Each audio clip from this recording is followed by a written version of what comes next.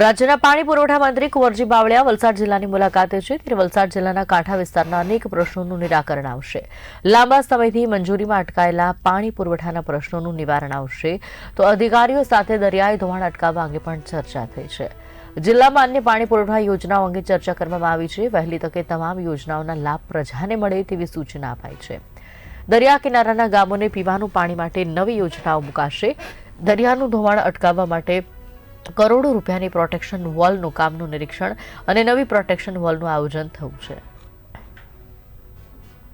પ્રથમ દાંતી ખાતે નાની દાંતી મોટી દાંતી જે વર્ષોથી દરિયાનું પાણી એ ગામની અંદર પ્રવેશતું હતું, ત્યાં અમે એક પૂર સંરક્ષણ દિવાલ જે પથ્થરોની બનાવીને ગામમાં પાણી પ્રવેશતું અટકાવવા માટેની લગભગ 38 કરોડ રૂપિયાની આ પૂર સંરક્ષણ દિવાલનું કામ અત્યારે પ્રગતિમાં છે, એની મુલાકાત લીધી।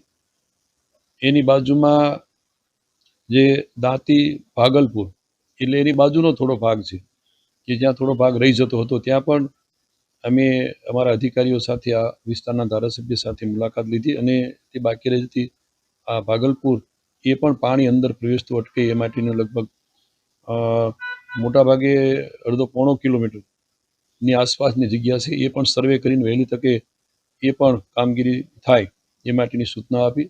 આ દાંતીની વસ્તી લગભગ 6000 જેટલી છે। એ વસ્તીની આજુબાજુના 5 ગામને આ પ્રોટેક્શન વોલ બનતા એ પાણી દરિયાનું પાણી ગામડામાં પ્રવેશતું અટકશે, જેથી મોટો ફાયદો થશે। દાંતીની બાજુમાં જ જ્યાં ખાસ કરીને નાની મોટી જે હોડીઓ એટલે મચ્છીમારીનો વ્યવસાય કરતા એમના માટેની ખૂબ સમસ્યા છે, એના માટેની જેટી પણ લગભગ 42 કરોડ રૂપિયામાં આ મંજૂર કરવામાં આવી છે।